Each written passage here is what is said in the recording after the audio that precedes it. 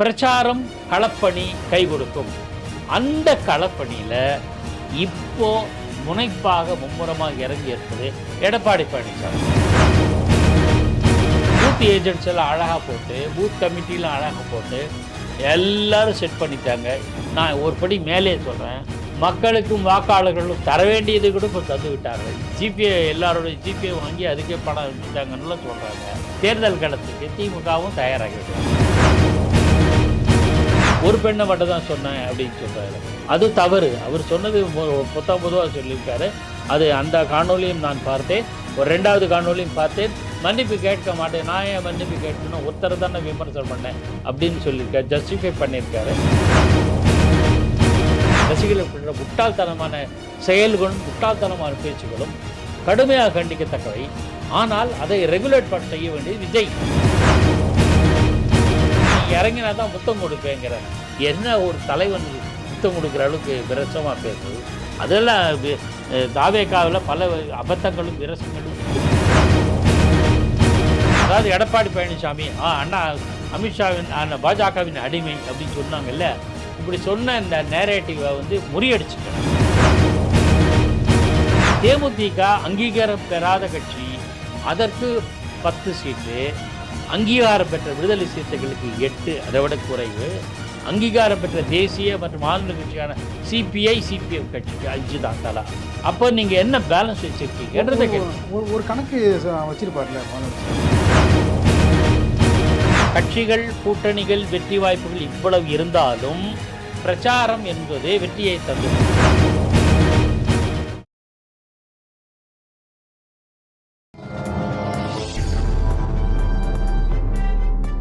பத்திரிகை.com நேயர்களுக்கு இனிய வணக்கம்.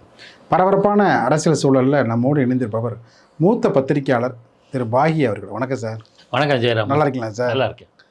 கட்சிகள் கூட்டணி அதே போல் தேர்தல் தொடர்பான பல்வேறு விதமான நகர்வுகள் இதெல்லாம் கூர்ந்து கவனிக்கிறாங்க வாக்காளர்கள். ஜனநாயக ஆர்வலர்களுக்கு இந்த தேர்தல் ஒரு திருவிழாவாக மாற தொடங்கியிருக்கிறது. இந்த பிரச்சாரம் எந்தளவுக்கு முக்கியத்துவம் இருக்கும்? ஏற்கனவே தொகுதி உறுப்பினர்களாக இருக்கின்ற 2 கட்சிகளையும் இருக்கிறவங்க அவங்களாம் மறுபடியும் எப்படி லீடு எடுக்க போகிறாங்க?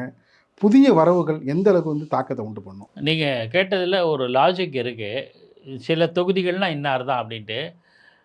ஒரு சில தொகுதிகளில் பல ஆண்டுகள் ஒரே கட்சி வெற்றி பெற்ற சம்பவங்களும் உண்டு. அதே சமயத்தில் ஒரு பொதுவான நிலைப்பாடு உண்டு. உதாரணத்துக்கு கிள்ளியூர் எடுத்துக்கிட்டிங்கன்னா தேசிய கட்சிகள் தான் பெரும்பாலும் இது காங்கிரஸ் கட்சி தான் ஜெயிக்கும் அப்படின்னு இருக்குது. நம்ம மண்டல ரீதியாக பார்த்தோன்னா கொங்கு மண்டலத்துக்குன்னு ஒரு சில கணிசமான வாக்குகள், டெல்டா மாவட்டத்துக்குன்னு ஒரு சில கணிசமான வாக்குகள், அப்புறம் தென் மாவட்டங்களுக்கு சில கணிசமான நிலை, அதெல்லாம் ஒரு ரீஜன் வைஸ் பார்க்குறோம் நம்ம. ஆனால் இந்த முறை தாவேகா வந்துடுச்சு அப்படின்னு ஒரு பார்வை. ஆனால் நான் என்ன நினைக்கிறேன், இதெல்லாம் ஒரு புறம் இருந்தாலும் இப்போ அதிமுகவில் முன்னாள் அமைச்சர்கள் பெரும்பாலானவர்களுக்கு இடம் அளிக்கப்பட்டது. அவங்க போட்டியிட்ட அதே தொகுதிகளில். உதாரணத்துக்கு முன்னாள் அமைச்சர்கள்னால் இப்போ அருப்புக்கோட்டையில் நின்ற இவர் வைகை செல்வன், மாஃபா பாண்டியராஜன், அப்புறம் முன்னாள் சபாநாயகர் தனபால், அவங்களுக்கெல்லாம் அங்கே சீட் தரல. அது வேறு காரணம். அந்த நம்ம அடுத்த பட்டியலில் வரலாமா, அது நமக்கு தெரியாது. அதை பற்றி இன்னொன்று செம்மலைக்கு வாய்ப்பு மறுக்கப்பட்டுன்னு சொல்கிறாங்க. சுயேட்சை நின்று ஜெயிச்சவர் எம்ஜிஆர் வந்திருக்காரு. எம்ஜிஆர் காலத்து சுயேட்சை நான் என்ன சொல்ல வரேன்னா, களங்கள் இப்படி இருக்குது. நிச்சயமாக வேப்பநாளில் கேபி முனுசாமி தான், அருப்புக்கோட்டை நம்ம திருச்சூழினா தங்கம் தென்னரசு தான் அப்படின்னு முடிவு பண்ணலாம். காட்பாடியில் துரைமுருகன் சொற்ப வாக்கு பெற்றாலும் கூட அப்போ நிலைமை வேறு. இப்போது அந்த தொகுதியில் யார் நிற்கிறாங்கன்றது ஒரு பக்கம்.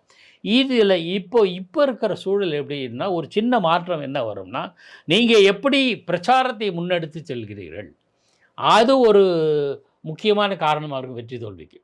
செல்வி ஜெயலலிதா 2004 மக்களவைத் தேர்தல் அல்லது 2001 சட்டப்பேரவை தேர்தல் நினைக்கிறேன். எஸ் 2001 சட்டப்பேரவை தேர்தலில் அவங்க மேலே ஏராளமான வழக்குகள் இருந்தன. திமுக ஆட்சி 1996 21 பெரிய அளவுக்கு ஆன்டி இன்கம்பன்சி எதிர்ப்பலை இல்லை. 2வது 96 அவங்க ஊழல்னால் தோற்கடிக்கப்பட்ட ஜெயலலிதாவுக்கு 2001 ஊழல் புகார்கள் வழக்குகள் இருந்த போதும் அவரால் வெற்றி பெற முடிஞ்சது. என்ன காரணம் தெரியுங்களா? ஜெயலலிதா மேற்கொண்ட பிரச்சாரம், கூட்டணி கட்சிகள் ஒரு பலம். அதையும் தாண்டி ஜெயலலிதா 234 தொகுதிகளையும் கவர் பண்ணாங்க.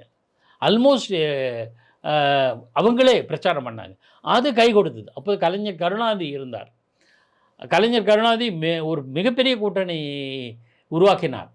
சின்ன சின்ன கட்சிகள்லாம் சேர்த்துக்கிட்டு விடாமல் சீட் கொடுத்தார். ஆனால் வெற்றி வாய்ப்பு ஜெயலலிதா கிடைச்சது. அந்த கூட்டணியில் பிஜேபி இருந்தது, விடுதலை சிறுத்தை இருந்தது, விடுதலை சிறுத்தைகள் புதிய இருந்தது. தமிழகம் அது இருந்தது, ஒரு வித்தியாசமான புதிய சூழல். தமிழகம், புதிய நீதி கட்சி, மக்கள் தமிழ் தேசம். அதுக்கு வெற்றிக்கு என்ன காரணம்? இவ்வளவு முரண்பாடுகள் இருந்தாலும் வெற்றி பெற்றதுக்கு காரணம் பிரச்சாரம். இந்த முறை இந்த பிரச்சாரம் திமுகவுக்கோ அதிமுகவுக்கும் கை கொடுக்கும். அந்த தேர்தலில் திமுக சறுக்குனதுக்கு ஒரு காரணம்னா 96லேருந்து 2001 வரைக்கும் திமுகவுடைய ஆட்சி வந்து பொற்கால ஆட்சின்னு பிஜேபி பிரச்சாரம் பண்ணாங்க. அதனால கலைஞர் என்ன நினச்சிட்டாருன்னா, நம்ம தான் மறுபடியும் வரப்போகிறோம், இவ்வளோ கட்சி கூட்டணி நமக்கு இருக்குது அப்படின்னு பிரச்சாரத்தில் கோட்டை விட்டது. மத்தியில் பாஜக இருந்தது, அது பாஜக நமக்கு கை கொடுக்கல எதிர்பார்த்து. ஆமாம் ஆமாம். ஸோ நான் என்ன சொல்ல வரேன்னா, இதையும் தாண்டி பிரச்சாரம். நான் என்னோட பாயிண்ட் என்னன்னா, கட்சிகள் கூட்டணிகள் வெற்றி வாய்ப்புகள் இவ்வளவு இருந்தாலும் பிரச்சாரம் என்பதே வெற்றியை தந்துவிடும். இதை நான் இன்னும் பின்னாடி போகிறேன். 1979 மக்களவைத் தேர்தலில் அப்போதைய எம்ஜிஆர், புரட்சித் தலைவர் எம்ஜிஆர் படுதோல்வி அடைந்தார். அவரோட இரட்டையிலே தோற்கடிக்கப்பட்டு எல்லா பாண்டிச்சேரியும் சேர்த்து 38 இடங்களை திமுக காங்கிரஸ் கூட்டணி வெற்றி பெற்றது. 2 இடங்கள் தான், கோபிச்செட்டிப்பாளையம், இன்னொரு சவுத்தில் ஏதோ ஒரு இடம், 2 இடத்துல தான் அதிமுக ஜெயிச்சது.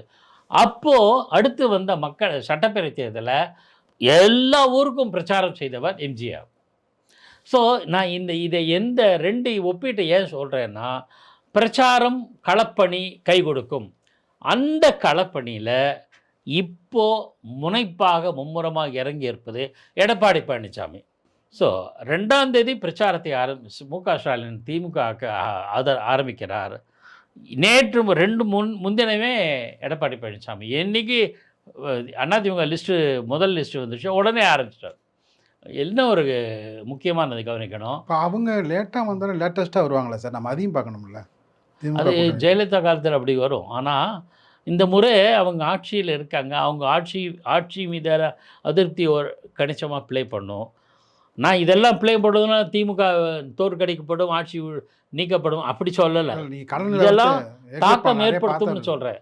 ஒன்று, கூட்டணி கட்சிகளின் அதிருப்தி என்பது மிகப்பெரிய பலவீனம் அதிமுக, திராவிட முன்னேற்ற கழகம். அது ஏன்னா இன்டாக்ட் கூட்டணி அவங்க சொல்லிக்கிட்டே இருக்காங்க.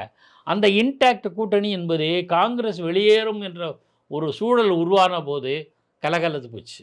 இன்னும் சொல்ல போனால் திமுக எந்த நேரமும் காங்கிரஸை நம்மளை விட்டு போகும் என்பதற்காகவே சீட்டை அறிவிக்காமல் இருந்தாங்க. எவ்வளோ சீட்டு கூட்டணி கட்சிகள் வெயிட் பண்ணியிருந்தாங்க. காரணம், கடைசியில் பார்க்கலாம், கடைசியில் காங்கிரஸ் நம்ம சொல்கிறபடி கேட்குதா என்று காத்திருந்தார். ஸோ தொங்கல் இருந்தது, ஒரு தயக்கமும் ஒரு பின்னடைவும் இருந்தது. அதனால தான் லேட்டாக அவங்க சீட்டு ஷேரிங்லாம் ஆகி அப்புறம் தான் இதெல்லாம் ஒன்று ஆகிட்டு, அப்புறம் நாளைக்கு மறுநாள் வேட்புமனு தாக்கல், அதுக்கப்புறம் பிரச்சாரம் அப்படி போகுது. So late. நீங்கள் சொன்ன மாதிரி லேட்டாக வந்தாலும் லேட்டஸ்ட்டாக வர்றாங்கன்னா அதுக்கு இன்னொரு காரணம் இருக்குது. அவங்க தேர்தல் வாக்குச்சாவடிகளில் நல்லா பலமாக செட் ஆகிட்டாங்க.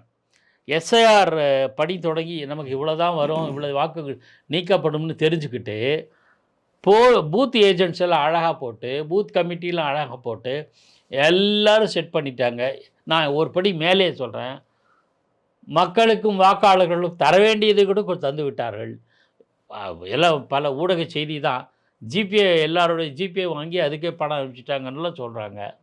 அந்த அளவுக்கு தகவல் இருக்குது. ஸோ தேர்தல் காலத்துக்கு திமுகவும் தயாராகிவிட்டது, அனைத்து இந்திய அண்ணா திமுகவும் தயாராகி இருக்கிறது.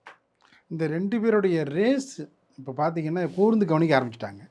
இதில் கடந்த சில நாட்களாக ரொம்ப அமைதியாக இருந்த விஜய் 30ஆம் தேதி வேட்புமனு தாக்கல் செய்கிறார். அதுக்கு பிறகு ஏற்பட போகிற திருப்பங்கள் நம்ம அதையும் பார்க்கணுங்கள. இல்லை, கண்டிப்பாக விஜய் மும்முரமாக இறங்கினா அது எந்த அளவு தாக்கத்தை ஏற்படுத்தும்னா நம்ம லேசில் ஒதுக்கிட முடியாது. அவரும் ஓரளவு தாக்கத்தை ஏற்படுத்துவார் நிச்சயமாக. எனக்கு என்னமோ ஆளுங்கட்சி விஜய் பார்த்து ரொம்ப பதறிப்பு இருக்கிறது என்பது பல சான்றுகள் உண்டு. இப்போவும் அது நடந்திருக்கு. அவர் கூட்டம் நடத்தினா மட்டும் நிறைய நிபந்தனை போடுவாங்க. அவங்க பேரணி நடத்தினா மட்டும் தடை செய்வாங்க. அவங்க ஏதாவது நடத்தினா கூட இன்டோர் மீட்டிங்கா வச்சுக்கோங்கன்னு சொல்லுவாங்க. கட்சி மாநாடுன்னு அறிவிச்சாங்கன்னா, இல்ல கட்சி நிர்வாகிகள் கூட்டமா குறைப்பாங்க. இப்போ வேட்பாளர் பட்டியல் வெளியிடுறோன்ற ஒரு கூட்டத்துக்கு சொன்னா, அதுக்கு அனுமதி மறுத்துருக்காங்க. அதுக்கு ஒரு காரணத்த சொல்லியிருக்காரு. 48 மணி நேரம் தரணும் அப்படின்னு. எனக்கு என்னமோ சந்தேகமா இருக்கு. ஆ திமுக உடனே நீங்க சொல்லலாம் இப்ப தேர்தல் ஆணையம் தானேன்ட்டு. தேர்தல் ஆணையமே இப்போது திமுகவின் கைப்பாவையாகத்தான் செயல்படுகிறது. நான் உறுதியா நம்புறேன். ஏன்னா, பத்திரிகையாளர் மீது தாக்குதல் நடந்திருக்கு. ஊடக நிகழ்ச்சி ஒன்று தாக்குதல் நடந்திருக்கு. அங்கே காவல்துறை போலீஸ் பாதுகாப்பு போடப்பட்டும் கடுமையாக தாக்கப்பட்டிருக்கார். அப்படின்னா நமக்கு சந்தேகம் ஏற்படுதுல்ல. அப்ப தேர்தல் ஆணையம் எங்க தேர்தல் ஆணையத்தினுடைய கட்டுப்பாடாக இருந்தா, தேர்தல் ஆணையம் எல்லாம் ரெகுலேட் பண்ணியிருக்கோம். அவங்க பண்ணலையே. அப்போ ஒரு ஊடகத்தை சேர்ந்தவர்களுக்கு தாக்குதல் நடந்திருக்கு. அப்படின்னா என்ன அர்த்தம்? இன்னமும் காவல்துறை திமுகவின் கட்டுப்பாட்டில் இருக்கிறது. இன்னமும் தேர்தல் ஆணையம் திமுக செயல்பாடுகளை கண்டுகொள்ளாமல் இருக்கிறது. அப்படிதான் நான் பார்க்குறேன். பிரச்சாரம் ரொம்ப முக்கியம்னு சொன்னீங்க. இந்த பிரச்சாரத்தினுடைய வரம்பு மீறிய பரப்புரை, வரம்பு மீறிய செயல்பாடுகள் அதுவும் இடம்பெறும் இல்லைங்களா? ஆமா, இது கண்டிப்பா. வந்து பார்த்தீங்கன்னா தவிர்க்க முடியாத விஷயம். இப்போ அவர்களையெல்லாம் வந்து கடிவாளம் போடுவதற்கு தேர்தல் ஆணையம் என்ன விதமான நடவடிக்கை எடுக்கப் போகிறது? என்ன விதமான முன்னெச்சரிக்கை நடவடிக்கைகளை உதாரணமாக காட்டப் போகிறது இந்த தேர்தல் மூலமாக எதிர்வரும் தேர்தலுக்கு? சார், முன்ன பப்ளிக் மீட்டிங்கு தான் அப்படி சொல்லுவாங்க. பப்ளிக் மீட்டிங் இப்போ மெல்ல மெல்ல குறைஞ்சு போய் ஊடக நீங்க ஊடகத்திலே மீறிய வரம்பு நிறைய மீறிய இப்போ யாரோ ஒரு ஒரு பிரமுகர் வந்து அரசியல் விமர்சகர் வந்து பெண்களை பற்றி தாவேகாவினுடைய ரசிகர்கள் எல்லாம் வெறி பிடித்தவர்கள். அவர்களிடம் அறிவுபூர்வமான எதையும் எதிர்பார்க்க முடியாது. இல்ல அது எனக்கு போன்று மாற்று கருத்து இல்லை. அது ஆனால் போன்று இருக்கிறவர்களை நெறிப்படுத்த வேண்டியது விஜய் தானே சார்? அதான் இது போன்று அதான் நான் சொல்கிறேன், குற்றம் செய்ய அதை நாம் ப்ளேம் பண்ணது விஜயை தான். மாறாக அது ஒரு சில பெண்களை பற்றி தவறாக யாரோ சில பேர் சொல்லியிருக்காங்க. இந்த பொன்ராஜுடைய சர்ச்சை பேச்சு எப்படி பார்க்குறீங்க? ஒரு பெண்ணை மட்டும் தான் சொன்னேன் அப்படின்னு சொல்கிறாரு. அது தவறு. அவர் சொன்னது பொதுவாக சொல்லியிருக்காரு. அது அந்த காணொளியும் நான் பார்த்தேன். ஒரு 2வது காணொளியும் பார்த்தேன். மன்னிப்பு கேட்க மாட்டேன். நான் ஏன் மன்னிப்பு கேட்கணும்? ஒருத்தர் தானே விமர்சனம் பண்ணேன் அப்படின்னு சொல்லியிருக்காரு. ஜஸ்டிஃபை பண்ணியிருக்காரு. அது எந்த வகையிலும் அவர் சொன்னது நான் அவர் பேரை தவிர்த்தேன் நான். நீங்கள் தான் அவர் பேரை சொன்னீங்க. ஏன்னா அவர் ஒரு டிக்னிஃபைடு போஸ்ட்டில் இருந்தார். ஆனால் அவர் செஞ்ச தவறுன்னு தான் நான் பார்க்குறேன். அதுக்கு அவர் தன் கருத்தை வித்ட்ரா பண்ணார். இப்போ கேஸில் ஏதாவது வழக்கு தொடரணும் அப்படின்ற மாதிரிலாம் போயிருக்காங்க, செய்கிறாங்க. விஜயே வந்து டிஜிபி அலுவலகத்துக்கு போய் சொல்லியிருக்கார். இது நான் வந்து விஜயினுடைய ரசிகர்கள் யாரையும் நான் ஏற்க தயார். பல தளங்களில் ரசிகர்கள் பண்ணுற முட்டாள்தனமான செயல்களும் முட்டாள்தனமான பேச்சுகளும் கடுமையாக கண்டிக்கத்தக்கவை. ஆனால் அதை ரெகுலேட் செய்ய வேண்டியது விஜய். அவர் சொல்லணும், இப்படிப்பட்ட பேசியிருக்கைகளை கட்சியை விட்டு நீக்கிறேன்னு சொல்லணும். கட்சியை விட்டு நீக்கிறேன்னு சொல்லியிருக்கணும். ஆனால் செய்யலை. ஆனால் ஒரே ஒரு ஈரோடு கூட்டத்தில் மட்டும் ஒரு பையன் மின்சார கம்பத்தில் ஏறினதை மிரட்டினார். தம்பி இறங்கு அப்படின்னார். ஆனால் அதில் கூட நீ இறங்கினா தான் முத்தம் கொடுப்பேங்கிற. என்ன ஒரு தலைவனுக்கு முத்தம் கொடுக்குற அளவுக்கு விரசமாக பேசுறது. அதெல்லாம் தாவேகாவில் பல அபத்தங்களும் விரசங்களும் உண்டு. நான் அதை பற்றி எல்லாம் ரொம்ப டீட்டெயிலாக எடுத்துக்கல. நீங்கள் களத்தில் என்ன பண்ணுறீங்கன்னு தான் நான் பார்ப்பேன். நான் அப்படி தான் பார்க்குறேன். அரசியலில் இப்போ நாளை தினம் வேட்பு மனுக்களை, அதாவது வேட்பாளர்கள் பெயர் பட்டியலை அறிவித்து வேட்பு மனுக்களை தாக்கல் செய்து உரிய தேர்தல் பணிகளை தொடங்கி அதில் உரிய அளவு கவனம் செலுத்தினால், எதை பேச வேண்டுமோ அதையெல்லாம் பேசினால் வரவேற்பேன். அது நிச்சயம் தாக்கத்தை ஏற்படுத்தும் என்று நான் உறுதியாக நம்புகிறேன். அதை பொறுத்திருந்து பார்க்கலாம். எல்லாமே இப்போ அநேகமாக ஏப்ரல் 2ஆம் தேதிக்குலேருந்து அந்த மொமெண்டம் வேகம் சூடு பிடிக்கும்னு நான் நம்புகிறேன். தொகுதி உடன்பாட்டில் பாஜகவுக்கு நிறைய தொகுதிகளை வந்து கொடுக்க மாரி ஒரு சூழலை இருந்ததை மாற்றி எடப்பாடி பழனிசாமி ஒரு செக் வச்சு, அதாவது பார்த்திங்கன்னா விரும்பத்தகாத தொகுதிகளை ஒதுக்கிட்டாரா பாஜகவுக்கும் தமிழ் மாநில காங்கிரஸுக்கும்? இருக்கலாம். அது சில தொகுதிகளில் பாஜக வந்து திருப்பரங்குன்றத்தை ரொம்ப தீவிரமாக எதிர்பார்த்தங்க. அவங்க எண்ணிக்கை கூட முக்கியம் இல்லை. சில தொகுதிகள் நமக்கு கட்டாயம் வேணும்னு ஒத்த காலில் நின்னாங்க. எடப்பாடி பழனிசாமி அதை கம்ப்ளீட்டாக நிராகரித்து திருப்பரங்குன்றத்தை அவங்களுக்கு தரல. அதே மாதிரி அண்ணாமலை எதிர்பார்த்துருக்கலாம் நான் நினைக்கிறேன். கவுண்டம்பாளையம் அப்புறம் இன்னொரு சிங்காரோல் 2 தொகுதி அவர் எதிர்பார்த்ததாக கேள்வி. அந்த 2 தொகுதியுமே பாஜகவுக்கு தரவில்லை. அதனால் அவருக்கு அண்ணாமலை ஒரு செக் வச்சுட்டாரா? அதான் அண்ணாமலை போட்டியிடுவதற்கான வாய்ப்பையும் எடப்பாடி பறித்து விட்டார் என்ற பேச்சு உண்டு. அது எனக்கு தெரியல. ஆனால் முருகன் இது சில பேர் மத்தியில் உள்ளவர்கள் அண்ணாமலைக்கு ஒரு டிக்கெட் கொடுக்கலாமேன்னு கேட்டதாகவும், அதை முருகன் அதை மறுத்ததாகவும் சில பேர் சொல்கிறாங்க. நமக்கு உறுதியாக எதுவும் தெரியாது. அதெல்லாம் அவங்களோட கட்சி விவகாரம். ஆனால் இதையும் தாண்டி அண்ணாமலையும் அதில் அதிகமாக கவனம் செலுத்துவதாக தெரியல. பிரச்சார கூட்டத்துக்கு வேணால் பேசுவேனே போவேனே தவிர தேர்தலில் போட்டியிடணுங்கிற ஆசை எனக்கு இல்லை அப்படிங்கிற மாதிரி சொல்லுங்க. அவருக்கு வேறு ஏதாவது ஆஸ்பிரேஷன் இருக்கலாம். பாஜக தேசிய அளவில் ஒரு பொறுப்பை எதிர்பார்க்கக்கூடும், நமக்கு தெரியாது. மிகப்பெரிய ராஜதந்திரமான செயலை வந்து இந்த ஒதுக்கீடு மூலம் காட்டியிருக்கிறார் எடப்பாடி. எடப்பாடி பழனிசாமி மிக திறமையாக தன்னுடைய தொகுதி உடன்பாட்டை கிளீனாக முடிச்சிருக்கார். எந்த விதமான ஆர்ப்பாட்டம், சலசலப்பு, அதிருப்தி, பரபரப்பு எதுவுமே இல்லாமல் டக்குன்னு முடிச்சிருக்காரு. தொகுதிகளை கூட கரெக்டாக வரும் வேட்பாளர்கள்லேயே சில பேர் நான் குறிப்பிட்றேன். இப்போ தனபாலுக்கு தரலைன்னு சொன்னாங்க. ஆனால் தனபாலுடைய மகன் அவர் தாவேகா நோக்கி போயிட்டாருன்றது மட்டும் இல்லைங்க, போகிறதுக்கு முன்னாடி அவர் நீலகிரி தொகுதி வேட்பாளர் இல்லைங்க, நான் கேளுங்க. அதாவது அவருடைய மகன் லோகேஷ் அதிமுக தலைவர்கள் மீது சில புகார்களை வச்சார்.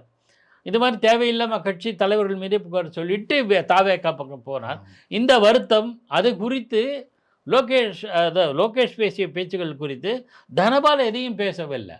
அந்த வருத்தம் அதிமுக தலைமைக்கு இருக்குது, அதனால் தரலை அப்படின்ற ஒரு லாஜிக் இருக்குது. ஒரு தர்க்க ரீதியாக சரியான கரெக்டு தான் அப்படின்னு சொல்லுவோம். அருப்புக்கோட்டை தொகுதியை வந்து வைகை செல்வன் எதிர்பார்த்தார், அது கிடைக்கல. ஆனால் வைகை செல்வன் வந்து நல்ல இலக்கியவாதி பேச்சாளர். அவர் அரசியலுக்கு அந்த வைப்ரன்சி வேணும்னா அரசியல் செயல்பாடுன்று ஒரு உண்டு. அது அந்த வேகமும் உத்வேகம் அவர்கிட்ட இருக்குமான்னு தெரியல, அதனால் தரலை அப்படின்னு சில பேர் பேசுகிறாங்க. இதெல்லாம் அதிமுக சர்க்கிளில் பேசுகிறது. அதே மாதிரி மாஃபா பாண்டியராஜன் போதிய விசுவாசம் காட்டாதவர், இவ்வளவு நாள் சீன்லேயே இல்லாதவர், தேர்தலுக்கு அப்புறம் மட்டும் சீனுக்கு வர்றாரு. அவர் ஏதோ சில கூட்டங்களில் கலந்துக்கிட்டார். ஆனால் அதெல்லாம் வந்து வாழ்விலும் தாழ்விலும் கூட இருக்கணும், சுக துக்கங்களை கூட இருக்கணும். அவன் தான் கட்சியில் விசுவாசமானவன்.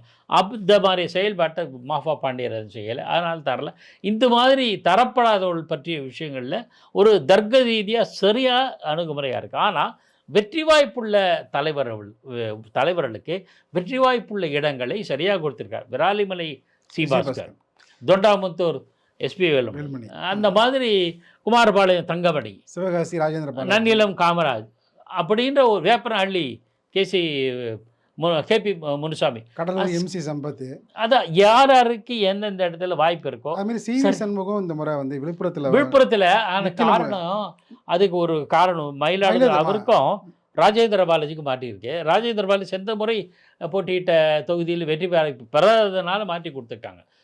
இந்த முறை அதே மாதிரி விழுப்புரத்தில் அவருக்கு வெற்றி வாய்ப்பு சென்ற முறை வெற்றி வாய்ப்பு இழந்தார். ராயபுரத்தில் ஜெயக்குமார் கொடுத்தார். அதை பற்றி நான் பின்னாடி வரேன். சிவி சண்முகத்தை ஏன் மயில மாற்றினாங்கன்னு, விழுப்புரத்தில் டஃப் கண்டெஸ்ட் இருக்கும். ஏன்னா அது ஒன்று, அங்கே ஒரு ரெண்டாவது வன்னிய ஓட்டுகள் பலதாக பிரிய போகுது. அதாவது பாமக ஐயாவுடைய இது இருக்கு, இவர் பேர் அன்புமணி இவங்க அணிதானே, ஆனால் இல்லை மற்றதில் இல்லை. அந்த மாதிரி ஒரு வாக்குகள் பிரியக்கூடிய அபாயகரமான சூழல். அபாயத்தில் எதுக்கு ரிஸ்க் எடுக்கணும் இந்த நேரத்தில்? ரெண்டு பேருடைய வாக்குகள் பிரியறப்ப இவருக்கு, அதனால் சிவி சண்முகத்தை மயிலத்தை கொடுத்துருக்காங்க. மயிலம் கம்ஃபர்டபுள் பிளேஸ் அவருக்கு, சிவிஎஸ்க்கு, அதனால் அது பிரச்சனை இல்லை. கூடுதல் என்னன்னா சார், லட்சுமணன் வந்து அங்கே விழுப்புரத்தில் கொஞ்சம் நல்ல பேர் திமுக எங்கே ஸ்டில் சொல்கிறாரு ரொம்ப விழுப்புரத்தில். இந்த போன்ற ஒரு யதார்த்த காலத்தை புரிஞ்சுக்கிட்டு அதுக்கேற்ப தொகுதிகளை ஒதுக்கியிருக்கேன். சரி, ஆனால் பாஜகவுக்கும் விரும்பின தொகுதி கொடுக்கல அப்படின்னா, பாஜக அவனுடைய சொல் பேச்சு கேட்டு நான் நடப்பவன் அல்லன்னு மற்ற கட்சிகளுக்கு உணர்த்துவதுக்காக நான் வந்து, அதாவது எடப்பாடி பழனிசாமி அண்ணா அமித்ஷாவின் பாஜகவின் அடிமை அப்படின்னு சொன்னாங்கல்ல, இப்படி சொன்ன இந்த நேரேட்டிவை வந்து முறியடிச்சிட்டார். அதெல்லாம் கிடையாது, சொல்கிறது கேளுங்க. நீங்கள் காங்கிரஸ், அதாவது தமிழ்நாட்டில் நான் வெளிப்படையாக சொல்கிறேன், நீங்கள் தமிழ்நாட்டில் காங்கிரஸை விட பாஜக செல்வாக்கு இருக்கிறது. ஏன்னா தனித்து சென்ற மக்களவைத் தேர்தலில் போட்டிக்கிட்டும் பாஜக எந்த கழகத்தின் துணையும் இல்லாமல், நான் அப்படி சொல்கிறேன், எந்த திமுக, அதிமுக துணை இல்லாமல் தனித்து போட்டியிட்டு கணிசமான இடங்களை வாங்கியது ஒன்று. பாஜக பிசாசு மாரி வளர்ந்திருக்குன்னு திமுகவே எதிர்க்கட்சியான திமுகவே பாராட்டியிருக்கு. அது அவங்களுக்கு எதிரான திமுகவை பாராட்டியிருக்கு. இந்த அளவுக்கு அது காரணம் அண்ணாமலை. அண்ணாமலை உழைப்பு தான், அது ஒரு பக்கம் இருக்கட்டும். ஆனா அப்பேற்பட்ட பாஜகவுக்கு மத்தியில செல்வாக்குள்ள சக்தியா இருக்கிற பாஜகவுக்கு 27 இடம் தான். காங்கிரஸ் கட்சிக்கு 28 இடங்கள். முதல்ல முரண்டு பிடிச்சாங்கல்ல, 25க்கு மேலே தரமாட்டோம். போன வாட்டி பெற்றது 25 கொடுத்து 18 தான் ஜெயிச்சிங்க. ஸோ 18 இடங்கள் தான் தரும் அப்படின்னு சொன்ன திமுக 28 இடங்களில் 10 சீட்டு கூட கொடுத்துருக்கு. என்னுடைய பார்வை என்னென்னா, எல்லா களத்தையும் புரிந்து கொண்டு அதிமுக தங்கள் கட்சி கூட்டணி கட்சிகள் கரெக்டாக இடங்களை ஒதுக்கி இருக்குது. அந்த கூட்டணி ஒதுக்கீட்டில் திமுக பல இடங்களில் திணறி இருக்குன்றது தான் என்னோடய பார்வை. தேமுதிக அங்கீகாரம் பெறாத கட்சி, அதற்கு 10 சீட்டு, அங்கீகாரம் பெற்ற விடுதலை சிறுத்தைகளுக்கு 8, அதை விட குறைவு, அங்கீகாரம் பெற்ற தேசிய மற்றும் மாநில கட்சியான சிபிஐ, சிபிஎம் கட்சிக்கு 5 தான் தலா. அப்போ நீங்கள் என்ன பேலன்ஸ் வச்சுருக்கீங்கன்றதை ஒரு கணக்கு வச்சுருப்பார்ல முதலமைச்சர் சார். திமுக விசிகே தவிர எத்தனை கட்சிகள் 1% மேலே வாங்கியிருக்காங்க? இன்ஃபேக்ட் விசிகே கூட அந்த அளவுக்கு இல்லை. பார்த்தீங்கன்னா எந்த கட்சியும் கிடையாது. ஆனால் அங்கீகரிக்கப்பட்ட கட்சியாக அது இருக்கு. நான் அதைத்தான் நான் சொன்னேன், முதல்லயே சொன்னேன்ல. அது அங்கீகரிக்கப்பட்ட கட்சிகளை விட அங்கீகரிக்கப்படாத கட்சிகள் அள்ளி கொடுத்துருக்கீங்க. அது ஒரு பக்கம். அதுக்கு ஒரு வாதம் சொல்கிறாங்க திமுகவினர். அது ஏற்கனவே எதிர்க்கட்சியாக இருந்தது. அந்த கட்சி எதிர்க்கட்சியாக இருந்தபோது எதிர்க்கட்சி அந்தஸ்தை கூட இழந்தது திமுக. அப்போ அதை குறைச்சிக்கிட்டாங்களா? அது ஒரு கேள்வி. ரெண்டாவது, ஒரு காலத்தில் செல்வாக்கோடு இருந்ததுன்னா, ஒரு காலத்தில் காங்கிரஸ் ஆட்சி செய்தது தமிழ்நாட்டை. அதுக்கு இன்னும் கூட சீட்டு கொடுத்தீங்களா? இல்லையே. அப்போ அது மாதிரி அது அல்ல சரியான வாதம். ஏதோ காரணத்திற்காக கொடுத்துருக்கீங்க, அதோட விட்டுருவோம் நாம். அதிமுகவில் அந்த மாதிரி எந்த பிரச்சனையும் இல்லை.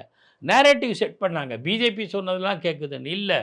பிஜேபி கேட்ட தொகுதியே நான் தரல. அப்போ எவ்வளோ ஆள் கெத்துள்ள ஆள் அதிமுக நிரூபிச்சிருக்கு. தமாகவே அஃப்கோர்ஸ் தாமரை சின்னத்தில் போட்டிக்கிறது. தென் மாவட்டத்தில் குறிப்பாக அதாவது கன்னியாகுமரி மாவட்டத்தில் கணிசமான வாக்குகள் உண்டு. இந்துத்துவ வாக்குகள் உண்டு. ஆர்எஸ்எஸ் கொஞ்சம் வலுவாக இருக்குது. ஆர்எஸ்எஸ் சேர்ந்த இந்து முன்னணி சேர்ந்த பாலச்சந்திரன் 1984 தனித்து வெற்றி பெற்றிருக்கார், எம்எல்ஏ ஆயிருக்கார். பிறகு வேலாயுதம் பிஜேபி தனித்து போட்டியிட்டு வெற்றி பெற்றிருக்கார். ஸோ அந்த பெல்ட் நான் சொல்ல பத்மநாபபுரம், நாகர்கோவில், குளச்சல், விளவங்கோடு. ஸோ விளங்கோடு யாருக்கு போகுது? நாளைக்கு விஜயதாண்டிக்கு போகுது. அவங்க பிஜேபியில் இருக்காங்க. அவங்க ஏற்கனவே காங்கிரஸில் இருந்து வெற்றி பெற்றவர்கள் பிஜேபியிலிருந்து வெற்றி பெறுறாங்க. விலங்கோடு அந்த கன்னியாகுமரி பெல்ட்டு. அதனால் அந்த தொகுதிகளை அவங்க ஒதுக்கினாங்க. அந்த தொகுதியில் அந்த 4-5 தொகுதிகள் போட்டியிட போகுது தாமரை சின்னம் தான். ஸோ நேச்சுரல் எல்லாத்துக்குமே பார்த்து கொடுத்துருக்காரு. தன்னோட கட்சிக்கு சேர்த்து கொடுத்துருக்காரு. சரியான பாதையில், சரியான எண்ணிக்கையோடு, சரியான பிரச்சாரத்தை சரியான திசையில் அதிமுக பயணிக்கும், கூட்டணி பயணிக்கும். பொறுத்தது பார்ப்போம் சார். நிகழ்ச்சி பங்கேற்று கருத்தில் தெரிவித்தமைக்கு இதே நன்றி சார். பத்திரிகா.comக்கு நெஞ்சார்ந்த நன்றி.